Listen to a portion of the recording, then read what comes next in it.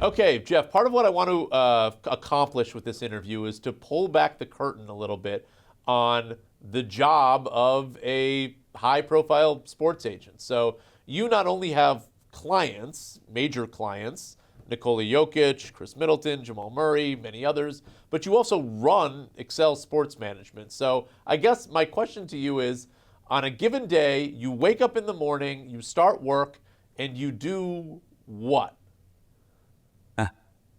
Well, a client can screw my whole day up very easily if something happens that day. Normally, I spend part of my day on the clients and I spend another part on thinking overall about the company. But I'll break it down like this. If being a sports agent or manager in sports, whatever you want to call it, you are doing a lot of, people assume it's mostly negotiating contracts. Well, that's maybe 40% of it.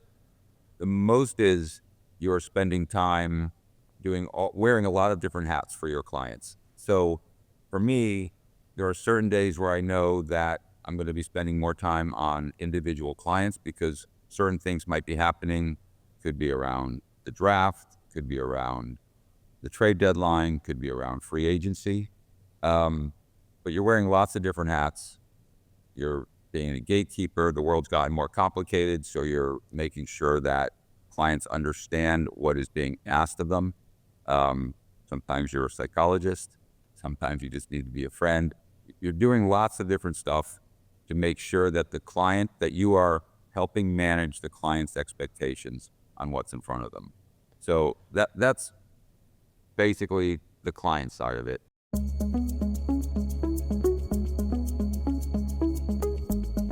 A big part of my time now is also spent on running the company. And so that is thinking, using a different part of my brain and just thinking strategically, where do I want Excel to go? Are we making sure that we're functioning on all cylinders with all of our different divisions? Are we working together? Are we collaborating? It's making sure that the culture is where I want the culture to be. Have a great senior management team that helps me with all of this. And great partners, but yeah, it's definitely a balancing act and a little bit of juggling going on. And I should mention that Excel represents some very high-profile clients on its own: Tiger Woods, Caitlin Clark. So I have questions for you in both of those buckets. So let's start with bucket number one: sports agent client relations. Here's one question I have for you, which is, how do you get your clients? Is it something where you're meeting with a bunch of athletes and sort of pitching yourselves? And if you are, what is the pitch? You're not throwing a bunch of darts against the wall. It's much more strategic than that. Every sport is so highly specialized now, and there's experts in every sport. And if you're a credible, experienced agency or agent in a particular sport, you're going to know who the best players are at a young age. And then it's figuring out which of those players that you want to go and make that pitch and go after. And by the way, everything has changed with NIL, and you might want to talk about NIL at some point, but this is all happening at a much younger age now, how we're going after and looking at clients and having to have different strategies for kids in high school now, which I always try to keep our agents out of high school, but that's just the way it is at this point. It just depends on, like the golf world, you said with Tiger, obviously Tiger was a phenom from a very early age, and everybody went and tried to sign Tiger. And with Caitlin, who you also mentioned, she was the phenom in college and it was the same thing. And I think because of our credibility with other very high-level athletes, our marketing know-how and our expertise on the sales and marketing side, and just from, we can show it over and over again, what we've done with other high-profile clients. It gets us in the door to usually be a finalist with someone. We don't always get the client, but we usually have a pretty good shot at closing, superstar athletes.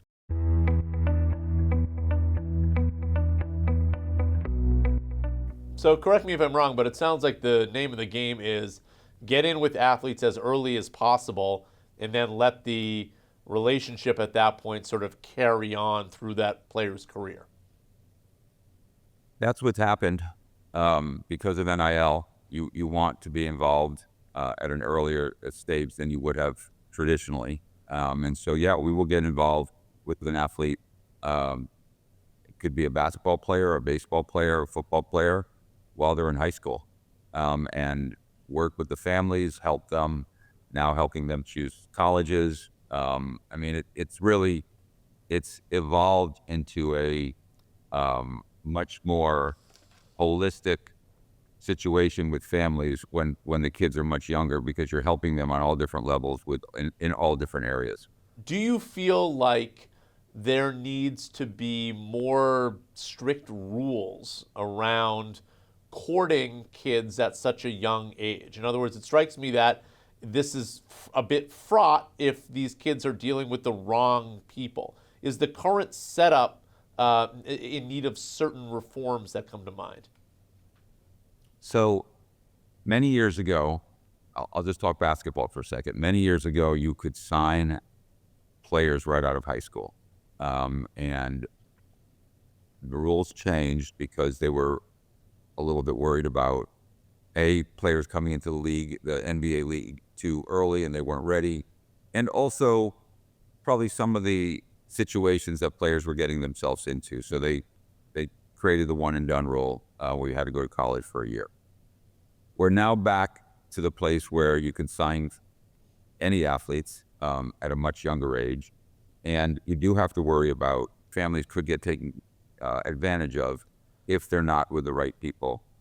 And I do think that on the positive side, allowing a family to earn money and a player to earn money at a younger age is a really good thing. But there probably should be some rules that get put into place. And I think there will be. Look, this is still so new. We're entering the fourth year of it. And there's a lot of conversations going on, and you're seeing it evolve over. It continues to evolve, and we're waiting for to see if the settlement happens with the NCAA case, which will change things in college also.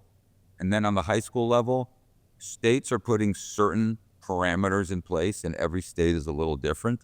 But I think that will evolve also in the next couple of years, where you'll see more restrictions or parameters to make sure that people are qualified that are getting involved with families.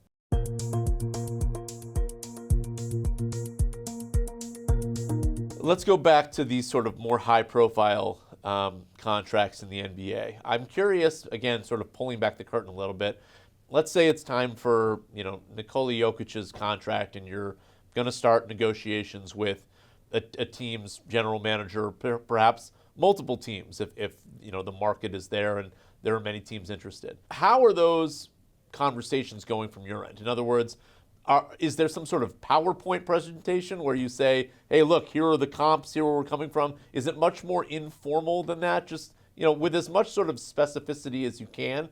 I'm curious to take people in the room. Yeah.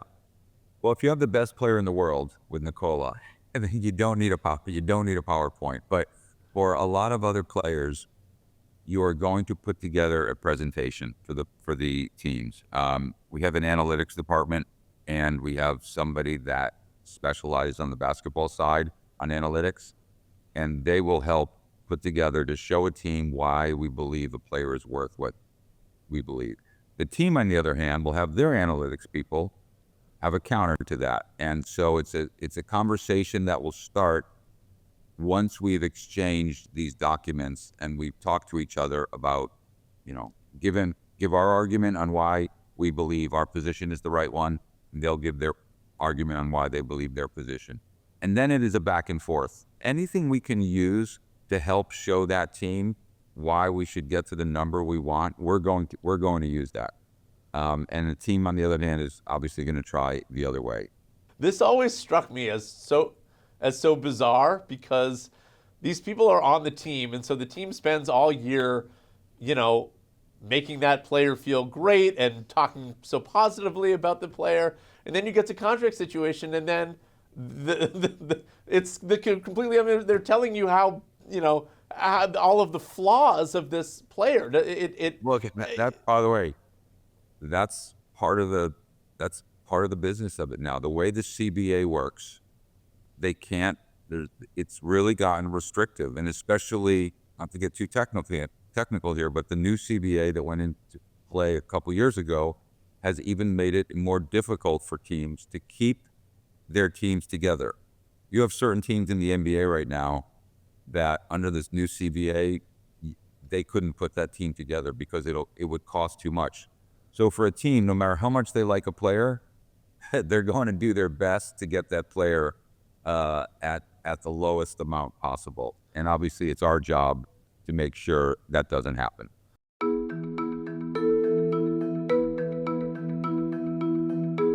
More than any other league, it strikes me that the NBA, it seems like one, if not more, of these issues come up every season where there's some star player that's disgruntled, that basically tries to force himself out by publicly declaring, like, I'm out, trade me.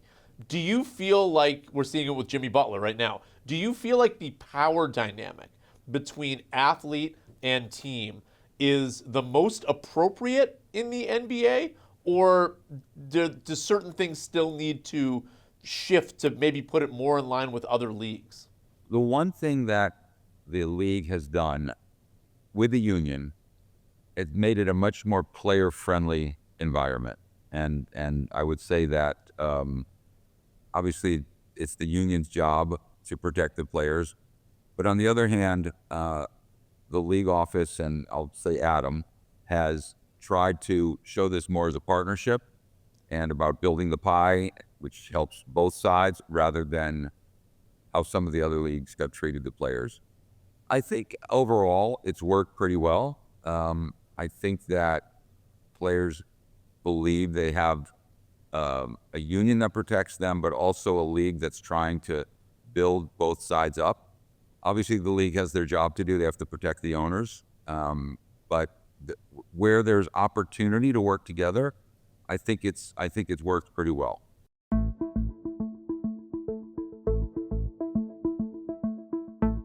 Let's shift to women's sports a little bit. You rep some clients that are involved with Unrivaled, this new startup league that's coming.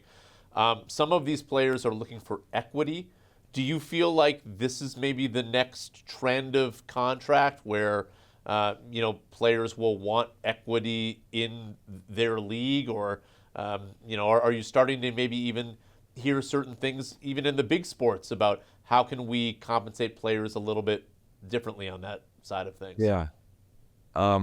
I think having ownership in what you do is a great thing. I don't think today or tomorrow we're going to start seeing the leagues give up equity to the players. Could it happen sometime down the road? Maybe. But I do think there's other opportunities for players when they're working on their brands and they're working with companies, or it's a startup. And I think you're seeing, how many new leagues have we seen in the last year between the soccer league, the pro volleyball league, the women's hockey league, Unrivaled, TGL and golf? There's a lot of new opportunities that are out there. What's incredible about the sports ecosystem, it continues to change and get bigger with new opportunities. And I think in those kind of places, you could see players asking for equity and that making sense.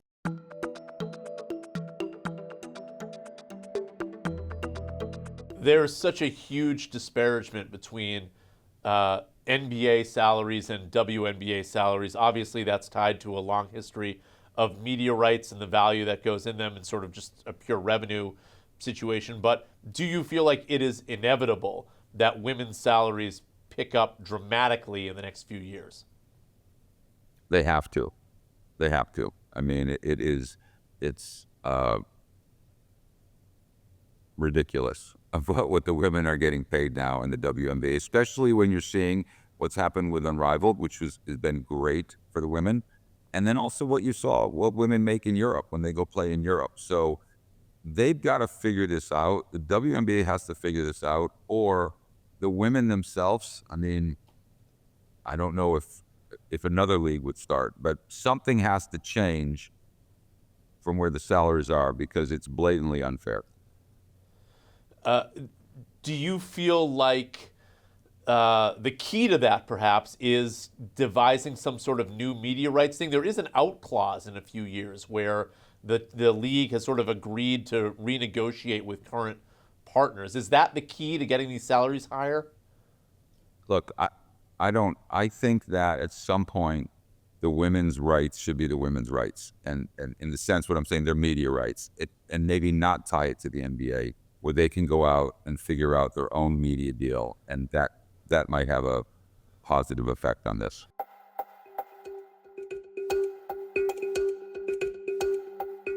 Since you've been doing this goes back decades before you've been doing this, major sports salaries have basically been on a one-way path higher. They get higher and higher every year. It doesn't matter what sport it is. Again, tied to the fact that media rights continue to go up and up and up year after year. But what I think a lot of experts see coming in the next few years is considerable consolidation among the legacy guys, which may lead to fewer bidders. And also, compounded, you have fewer and fewer people subscribing to the traditional pay TV bundle. And maybe the concoction of that is that you see a world where media rights plateau and perhaps salaries, because of that, also start to plateau. Do you feel like that is a possible outcome here? Or are you in the camp of everyone talks about a sports bubble, they've been talking about it for 40 years, there's just likely no end in sight, the demand is too high? It's a good question. I go both. Some days I feel one way and some days I feel the other way. I think that generally what I've seen with sports is there's just such an appetite for sports, which has increased globally. You're seeing the world get smaller even from a sports landscape where we're watching sports that we wouldn't traditionally watch from Europe, and Europe is watching sports, or Asia is watching sports that they wouldn't traditionally watch. So to me, I think there's, and the other thing I would say is every time they've said this about the next negotiation, something new has taken place, something new has been involved. So first it was from, traditional broadcast to cable, then it was from cable to digital, then it was from digital to streaming. So then you had gaming involved, gaming rights involved, and gaming companies involved. So I feel pretty bullish on where sports will go, but you don't, in life, I don't think something can go up forever. The only thing I would say on this to you is, as you talk about media rights and you talk about valuations of teams, because media rights and valuations go hand in hand, what you've seen in the last, especially 10 years on the valuations of for teams themselves, valuations have outpaced what players are making from salaries. So everybody talks about, oh my God, the players are making so much money.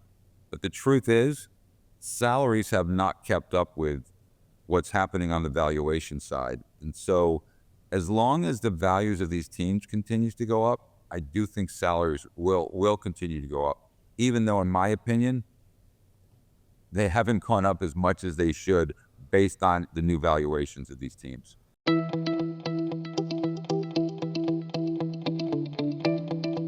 We just had an inauguration. I'm curious how politics play with your job. In other words, you see a new Trump administration. Do you feel like, okay, that's going to be good for our players, it's going to be bad for our players? What's the connection there?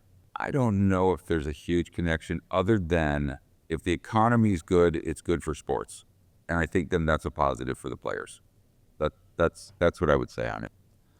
Is it a positive for you guys? In other words, do you feel like as the economy grows, you're able to increase your fee structure? It's not about increasing our fee structure, but for a good economy, like what I want Excel to be, what we've become is a great sales and marketing organization across the board, whether we're selling individual talent as athletes, whether we're working with brands and selling and on the brand marketing side, or whether we're selling arenas and teams and leagues and big sponsorship opportunities or naming rights. And so for us, the better the economy is, the more people are spending, the more opportunity we have to grow the business. Jeff, thanks for joining us. Thank you.